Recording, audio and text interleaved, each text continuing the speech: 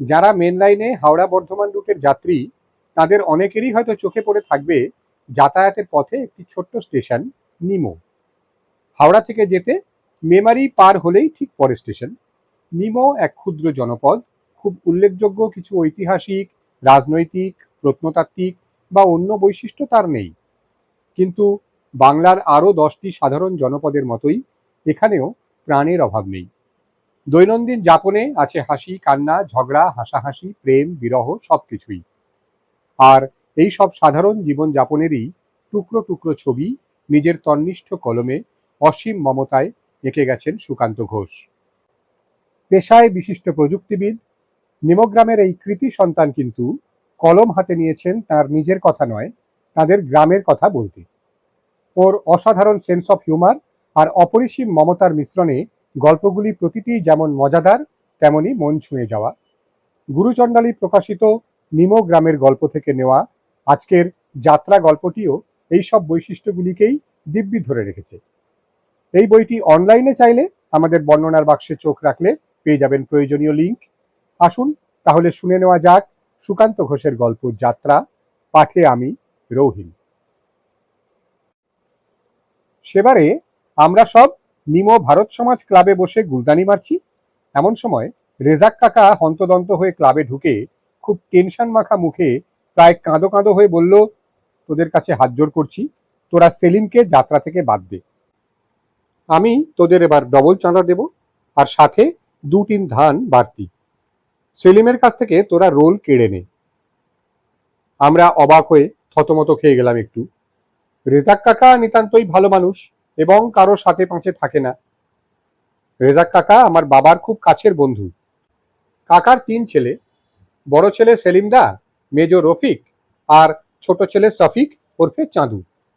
চাঁদু আমার বয়সী এবং বাল্যবন্ধু। আমরা সবাই বাড়ির বাইরে মোটামুটি গালাগাল দিলেও চাঁদুই একমাত্র ছেলে ছিল যে বাড়িতেও সেটা কন্টিনিউ করত। খেলতে আসার জন্য ডাকতে গেছি চাঁদুকে, কাকিমা বলছে, খেয়ে যা রে চাঁদু। চাঁদু উত্তর দিল, কতবার মারা বলবো যে খাবো না, সেই বালের এক কথা। সেলিমদা ছিল বেশ ভালো তোতলা। সেই জন্য সেলিমদার অনেক দিনের যাত্রা করার ইচ্ছে থাকলেও নিমো ভারত সেবক সমাজ থেকে রিস্ক নিয়ে ওকে কোনো রোল অফার করা হয়নি আগের বছর পর্যন্ত। সেই বছর অনেক কাকুতি মিনতির পর সেলিমদা একটা ছোট্ট রোল পেয়েছিল। রেজাক কাকার কথা শুনে আমরা ঘাবড়ালাম যে সেলিমদা অত ছোট রোল নিয়ে আবার কি ছড়ালো। রেজাক কাকার কথা শুনে যা বোঝা গেল যে আগের দিন অনেক রাতের বেলায় প্রায় 2টো নাগাদ পেচ্ছাপ করতে যেতে বাইরে ওঠে ও কাকা। উঠে বাথরুমের দিকে এগোতে গিয়ে দেখে যে সেলিমদার ঘরে অত রাতেও আলো জ্বলছে এবং ঘরের ভিতর থেকে গুনগুন করে আওয়াজ আসছে। এত রাতে সেলিম কি করছে ভেবে ঘরের আরো কাছে গিয়ে দেখে পুরো ঘর ধোঁয়ায় ভরে গেছে। রেজাক্কা ভয় খেয়ে যায় আগুন টাগুন লেগে গেল নাকি ভেবে। ঘরের কাছাকাছি গিয়ে ডাকাডাকি করলে সেলিমদা বিরক্ত হয়ে দরজা খোলে। কাকা দেখে যে সারা ঘরে বিড়ির টুকরো ছড়ানো, ওই ধোঁয়া সব বিড়ি থেকে এসেছে। সেলিমদার ডায়লগ বলতেছিল, বাবু আপনার টেলিগ্রাম। সেলিমদা যে বাড়িতে চাকরের কাজ করে সেই কর্তাকে পুলিশ ধরতে আসবে, সেই সময় সেলিমদাকে গিয়ে টেলিগ্রামটা দিয়ে আসতে হবে। ব্যাস, ডায়লগ বলতে এটাই নাকি বারবার করে বলে বলে বাবু আপনার টেলিগ্রাম, বাবু আপনার টেলিগ্রাম ঘরেতে সারা রাত বিড়ি খেতে খেতে মুখস্থ করছিল।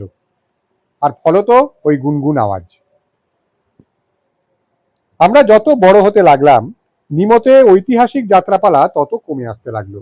তার জায়গা নিতে থাকলো সামাজিক পালা, বা অনেক সময় যাত্রার বদলে নাটকও হতে থাকলো। আসলে ঐতিহাসিক যাত্রা করতে গেলে এলেম চাই, ভারিক্কি চেহারা চাই, সঙ্গে একটু ভুঁড়ি থাকলে ভালো হয়, এবং একটু বয়স্ক না হলে অনেক রোল ঠিক মানায় না। আর কি সব ডায়লগ ছিল তখন, নিচে কিছুটা উদ্ধৃত করা যাক। সম্রাট, খোদা বান্দার মনের কথা ঠিকই জানেন, আমি তোমাকেই ভাবছিলাম সাকিনা, তোমাকেই।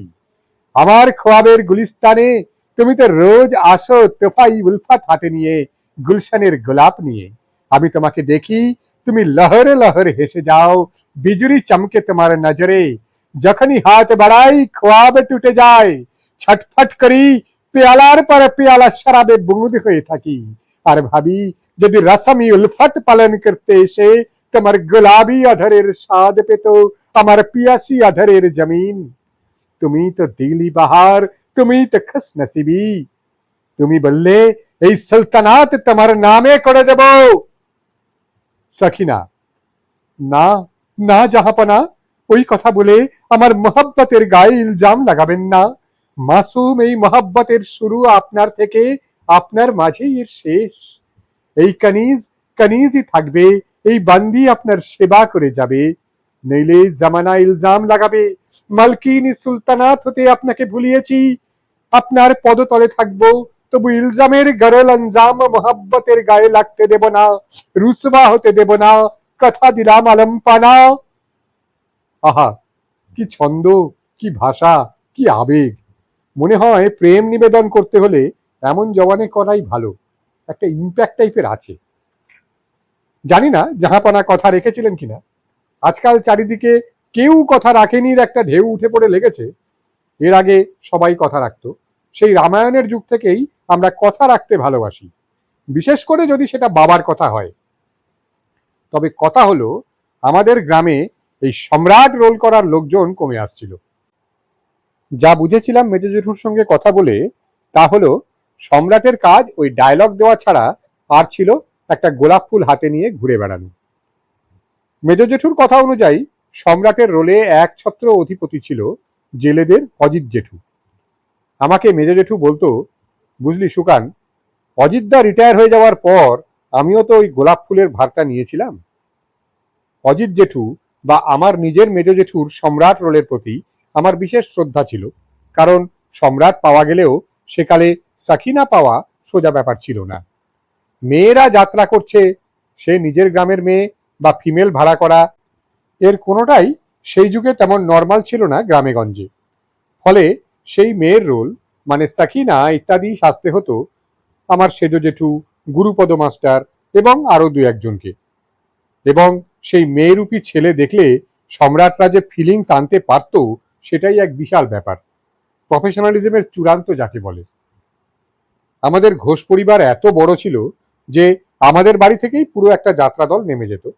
ইনফ্যাক্ট আমাদের বাড়ির প্রায় সবাই সেকালে যাত্রা করত, ইনক্লুডিং বড় জ্যাঠা। বেশ কতগুলো যাত্রার পোশাক বা জিনিসপত্রের বাক্স ছিল আমাদের বাড়িতে। সেগুলো কালে কালে আমার খেলার সামগ্রী হয়ে উঠেছিল। একদিন ছোট কাকা আমার কাছে গল্প করছে, বুঝলি, সেবার তো আমি ছোট ছেলের রোল করছি আর দাদা করছে বাপের রোল। তা একটা সিনে আমাকে চাবুক দিয়ে মারবে আর আমি হাউ হাউ করে কাঁদবো, এরকম একটা ব্যাপার আছে। রিহার্সালের সময় প্রায় প্রতিদিনই দাদাকে বলেছি যে সেই চাবুক মারার সিনটা একটু প্র্যাকটিস করে নিতে, কিন্তু দাদা খালি বলছে, ও হয়ে যাবে, চিন্তা করিস না। তুই বললে বিশ্বাস করবি না সুকান, যাত্রার দিন আমাকে সত্যি সত্যি দাদা শঙ্কর মাছের চাবুক দিয়ে কি মারটাই না মারলো। আমার চোখ দিয়ে জল গড়াচ্ছে, বিশাল হাউমাউ করছি আমি, আর কি হাততালি!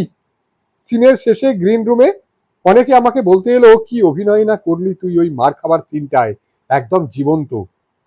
আমি আর কি বলি, জামা খুলে সোঁটা সোঁটা দাগগুলো আর দেখালাম না। যাত্রার অনেক গল্প আছে। ক্লাস 7-8 উঠলে মনে পড়ে গেল যাত্রা ছেড়ে নাটকের হুজুগ বেড়ে যাবার কথা নিমতে। সে কি যুগ ছিল! নিমোর কাছের শহর মেমারি পুরো কাঁপছে কালচারে কালচারে। তখন প্রবল সিপিএম এর জমানা। ললিত স্যার গ্যাট চুক্তি নিয়ে একক অভিনয় করে ফেললো মেমারি বাস স্ট্যান্ডে। প্রবল গরমের মধ্যে স্কুল থেকে পদযাত্রা করে আমাদের গোটা মেমারি ঘোরানো হলো সাম্রাজ্যবাদী চক্রান্তের বিরুদ্ধে প্রতিবাদে। রাতের বেলায় আবার নানা একাঙ্ক নাটক বা পূর্ণ নাটকের প্রতিযোগিতা। রেলগেটের এপারে অভিযান সংঘ, তো ওপারে ফারবিট ক্লাব। এদিকে রামপুরহাট বোলপুর থেকে শুরু করে ওদিকে বাঁশদ্রোণী হুগলির ভালো ভালো নাটকের দল আসতো। সিপিএম আমলে আর যাই হোক, কোনোদিন দর্শকের অভাব হয়নি নাটকের, স্পেশালি তা যদি কালীতলা পাড়ার পার্টি অফিসের আশীর্বাদ ধন্য হতো। মেমোরি থেকে 2 কিলোমিটার দূরে আমাদের নিমতে একাঙ্ক নাটক হতো না। যা হতো তাকে বলা হতো থিয়েটার, যাত্রা এবং ফাংশন। সারাদিন মাঠের কাজ করে এসে সন্ধেবেলা আঁতলামো মারানোতে কারো ইচ্ছা বা সায় কিছুই ছিল না। যাত্রা পুরনো দিন হতে আমাদের রক্তে মিশে গেলেও থিয়েটারের জোয়ার আমাদের গ্রামে আনলো ঘোষপাড়ার মেজদের অরুণদা। বার্নপুর থেকে অরুণ বরুণ দুই ভাই গ্রামে ফিরে আসার মতো ইম্প্যাক্টফুল রিটার্ন আমরা তখনো ইতিহাস বইতেও পড়িনি। নিমো ভারত সেবক সমাজে সেই প্রথম গাঁজা ঢুকল। মদের প্রচলন কমে গিয়ে গ্রামের যৌবন বরণ করে নিল গাঁজা। মদের খালি বোতলে ভরা ক্লাব ঘরে আমাদের ছোটদের প্রবেশ মোটামুটি প্রচলিত থাকলেও গাঁজার গন্ধ আর ধোঁয়ায় ভরা ঘরে প্রবেশ ক্রমশ ট্যাবুর মতো হয়ে উঠল। অরুণদার নাটকে বরুণদা জাদু বিস্তার করতে লাগলো তার অভিনয়। ভাইয়ের জন্য চমকপ্রদ সব ডায়লগ লিখে তোলপাড় ফেলে দিল অরুণদা। এতদিন পরে স্বীকার করতে বাধা নেই যে বরুণদা অভিনয় ভালোই করত, কিন্তু তার চেহারা তাকে সহযোগ দেয়নি। তাকে তো রোগা, তারপরে গাঁজা খেয়ে খেয়ে শরীরে আর কিছু নেই। কথায় বলে গাঁজাখোর, কিন্তু আপনাদের যাদের গাঁজা নিয়ে ডিল করার অভিজ্ঞতা আছে তারা নিশ্চয়ই জানেন যে যদি সে অ্যাডিক্ট না হয়ে যায় তাহলে গাঁজা খায় বলে গায়ে আলাদা করে কোনো ছাপ থাকে না, যেমন থাকে না টেরোরিস্ট বলে আলাদা কোনো অ্যাপিয়ারেন্স। সেই সময় নিমো ভারত সেবক সমাজের অন্তর্ভুক্ত সব নওজোয়ানই গাঁজায় কম বেশি সড়গড় থাকলেও যে দুজন গাঁজাখোর তকমা বহন করত অ্যাপিয়ারেন্সে তারা হলো বরুণ এবং সুবান। ওই যে বরুণ নিজের বাড়ি থেকে মাথা নিচু করে বেরোলো, ছিলিমে দম দেবার আগে তাকে কেউ মুখ তুলে তাকাতেই দেখেনি প্রায়। থিয়েটারের প্রত্যেক দৃশ্যের শেষ হতো বরুণের এক চমকপ্রদ ডায়লগে।